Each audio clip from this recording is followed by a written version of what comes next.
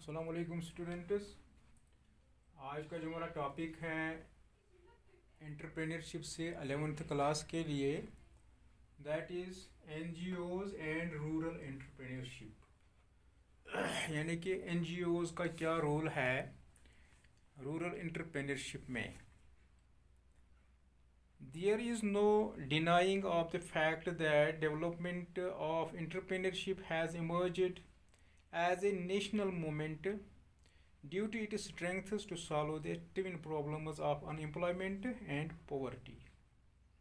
In fact, the need for development of spirit of enterprise among the target population intensified more during the 90s with the failure of the trickle-down theory to percolate the development benefits to the masses at grassroots level. It is against this background several self-employment and anti-poverty programs like PMRY, TRISOM, etc.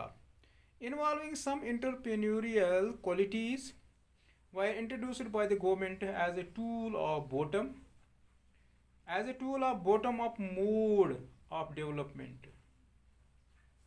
However, these programs executed by the government agencies proved ineffective due to their weaknesses of one type or other.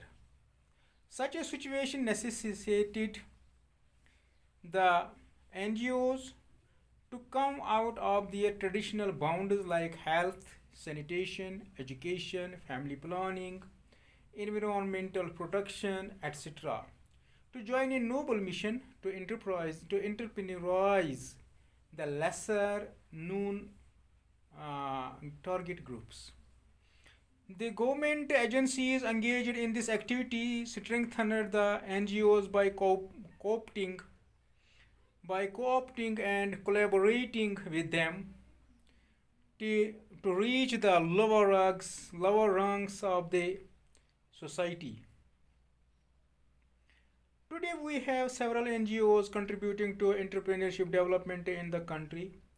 The major ones are National Alliance of Young Entrepreneurs, that is NAI, World Assembly of Small and Medium Enterprises, that is WASMI, Zavir Institute for Social Studies, Seva of Ahmedabad, Voice Self-Employment of Calcutta, Awake Association of Women Entrepreneurs of Karnataka, and Rural Development and Self-Employment Training Institute based in Karnataka. The NGOs involved in entrepreneurship development can be classified into three types. यानी कि इन NGOs की types हैं, एक होगी primary level, दूसरी होगी intermediate, तीसरी होगी ग्रास रूट। पहले हम बात करेंगे प्राइमरी की। Primary level NGOs, the NGOs who mobilize their own resources, operate at international level, and execute developmental activities themselves, are through intermediate fall within this category. इसमें आ जाता है ActionAid, Oxfam, Christian Children Fund, etc. और prominent examples of the primary level NGOs in India. तो दूसरा है that is intermediate NGOs. These NGOs procure funds from various agencies, import training, and conduct workshops for target workforce. Seva and Awake are examples of intermediate NGOs. तो तीसरा है that is grassroots level NGOs.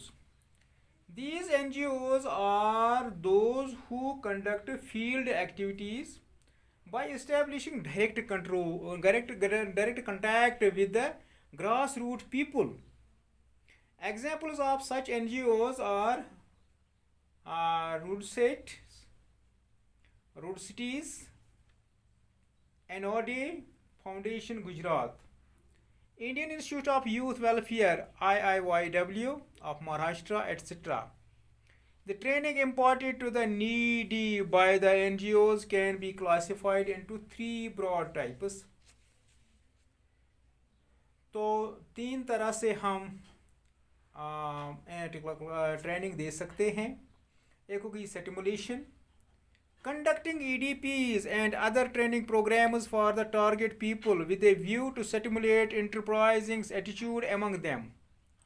दूसरा हो गया counseling.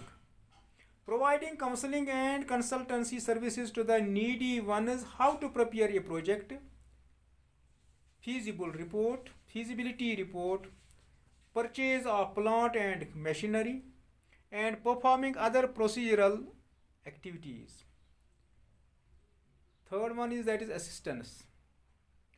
Assisting the target group in marketing their products and securing finance from financial institutions.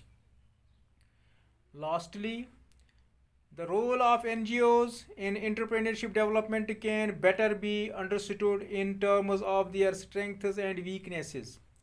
In the context of entrepreneurship development, the NGOs have revealed the following strengths as an edge over others. They lean overhead and operating costs to reach the poor and needy.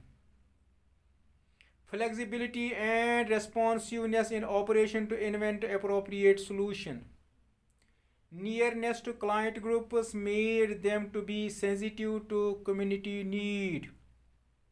Capacity for innovation and experimentation with new groups and untried development approach. Stimulating and mobilizing interest in the community. Dependence on customer satisfaction. Act as a best bed and soundboard for government policies and programs. That one cannot imbue in others what one cannot possess oneself applies to the NGOs also.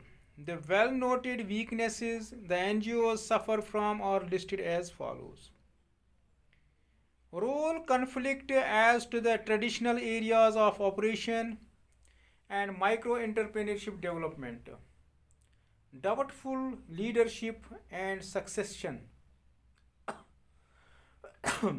Anti-business philosophy, lack of program integration due to lack of proper understanding of entrepreneurship approach.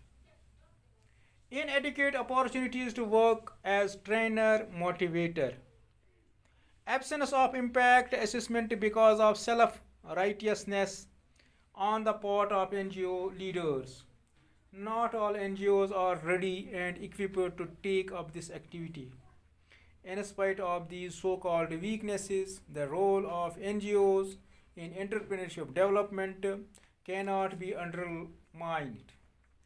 Evidences are galore to mention that a few NGOs in India have succeeded largely in imparting entrepreneurial skills among the weaker sections of the society.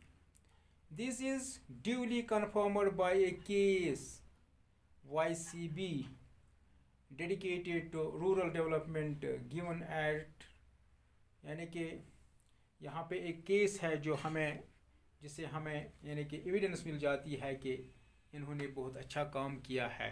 हाँ, thanks for today.